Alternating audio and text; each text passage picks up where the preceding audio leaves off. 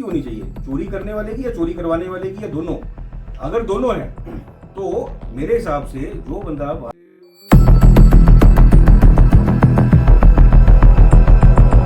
आप देख रहे हैं इंडोरा न्यूज हिमाचल की आवाज।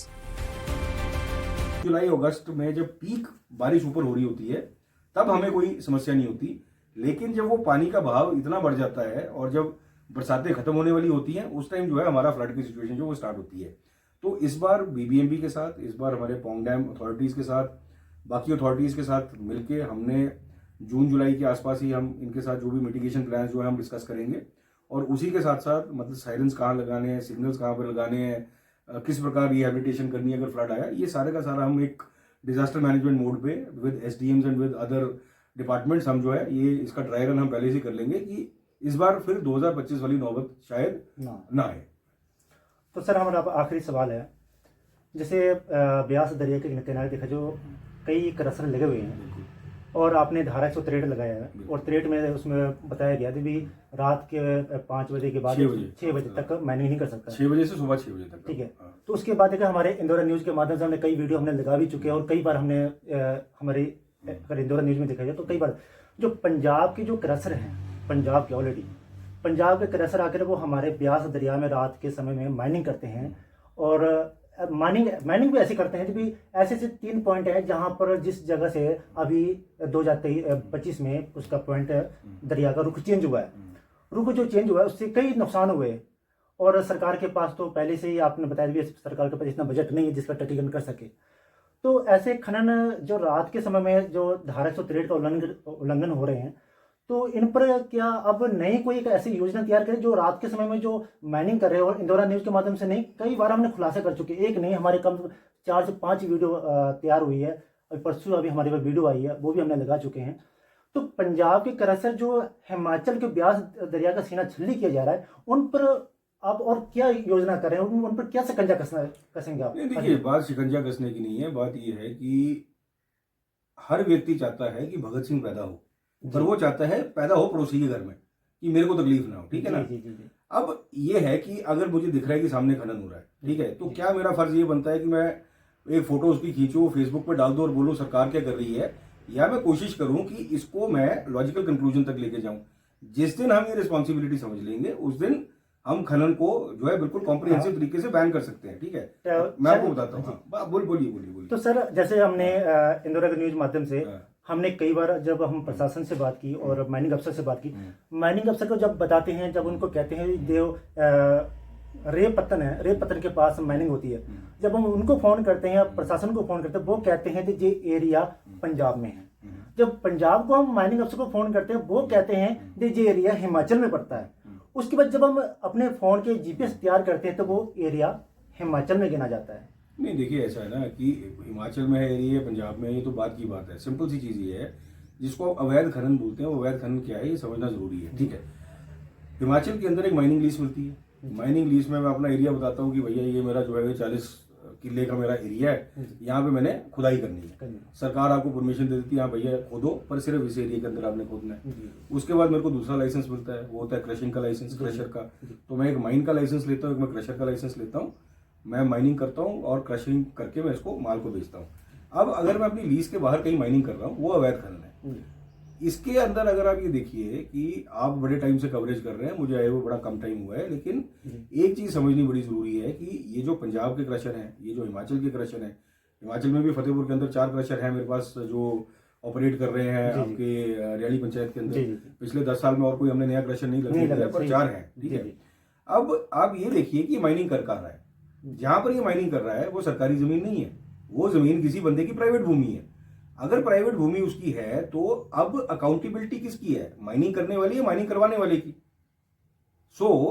लोगों ने क्या किया हुआ है, आप रैतपुर से लेके, रियाली से लेके, कोडूबेला से लेके इन जगहों पर अपनी जमीनें जो है, जो उनकी बंजर जमीनें हैं, उनकी जो बाकी जमीनें हैं, कोई अगार वाले लोग हैं, कोई हमारे रैतपुर वाले लोग हैं, कोई हमारे रियाली के लोग हैं, कुछ लोग ऐसे हैं जो पंजाब के लोग हैं जिन्होंने यहाँ पर बेनामी जो है संपत्तियां खरीदी हुई हैं। ये जमीनें इन्होंने हमारे पंजाब के क्रशर वालों को दे दी हुई हैं और वो आते हैं और आके उनकी भूमि की खुदाई करते हैं और उसको ले जाते हैं। अब अगर ये अवैध है और ये डेफिनेशन में अवैध है, पर इसमें अकाउंटेबिलिटी किसकी होनी चाहिए, चोरी करने वाले की या चोरी करवाने वाले की, या दोनों?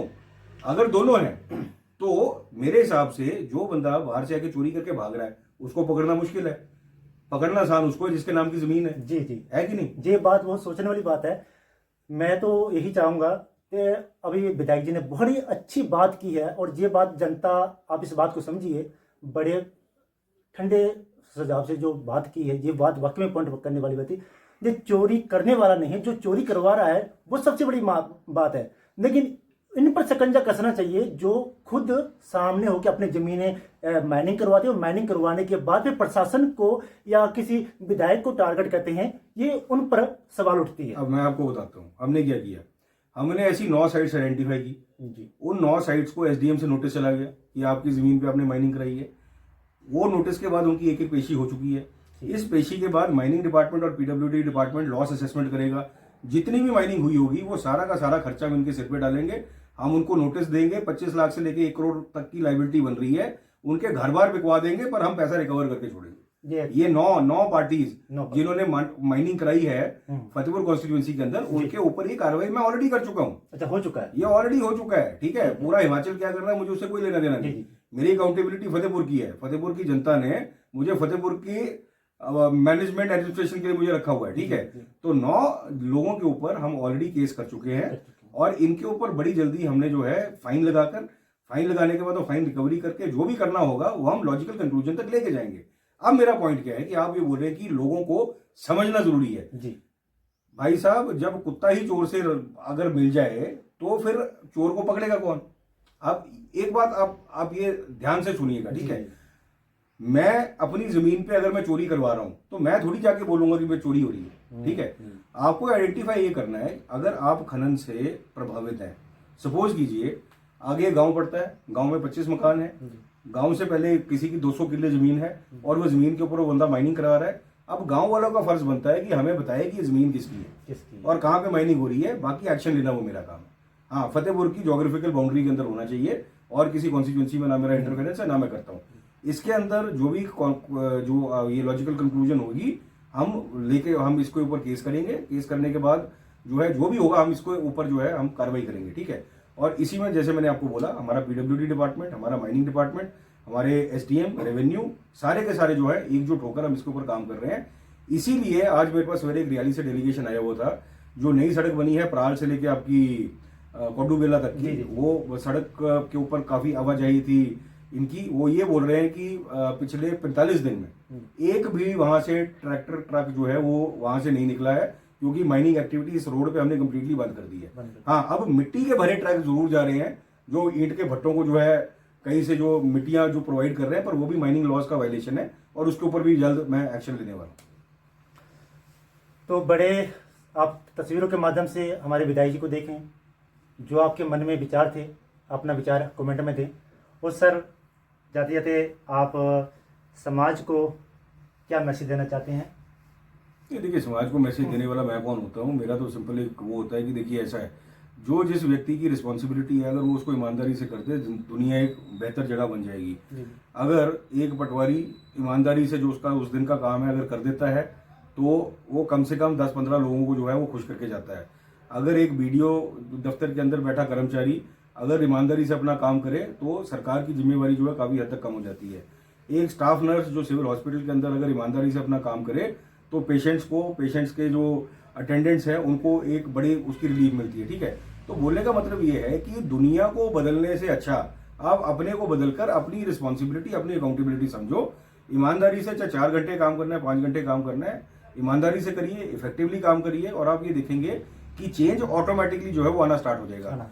हमने ये आदत बना ली है कि हर जिम्मेवारी जो है वो किसी और की है।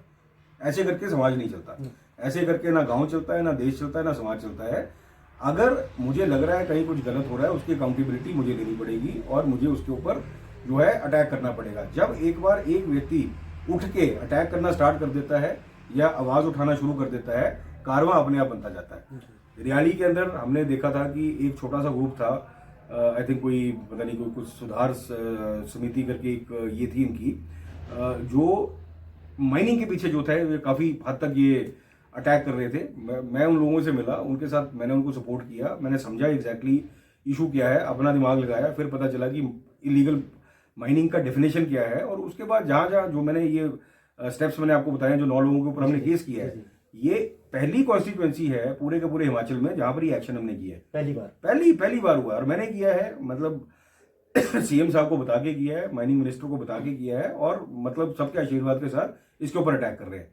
फतेहपुर पहली कॉन्स्टिट्यूएंसी थी जहां पे पिट एनडीपीएस के अंदर पहला मकान जो हमने बुलडोजर से चिट्टे के डीलर का गिराया था आज से 2.5 साल पहले। ये वो कॉन्स्टिट्यूएंसी है जो हमने जो चिट्टे के जो मेन डीलर थे सभी को हमने भगा दिया यहाँ से। तो चिट्टे के और अवैध खनन के मतलब अगेंस्ट जो हमने एक्शन लिया है, ये एक्शन हमने इसलिए लिया है क्योंकि चिट्टा हमारे आने वाली पीढ़ी को खत्म कर रहा है, और जो अवैध खनन है, अवैध खनन की वजह से होगा क्या कि 10-15 परिवारों को करोड़पति बनाने के चक्कर में हम कम से कम 60-70 हजार की आबादी को जो है हम उनकी जिंदगी को हम जोखिम में डाल रहे हैं। तो ये नहीं होना चाहिए। तो इसी को देखते हुए हम विराम करते हैं।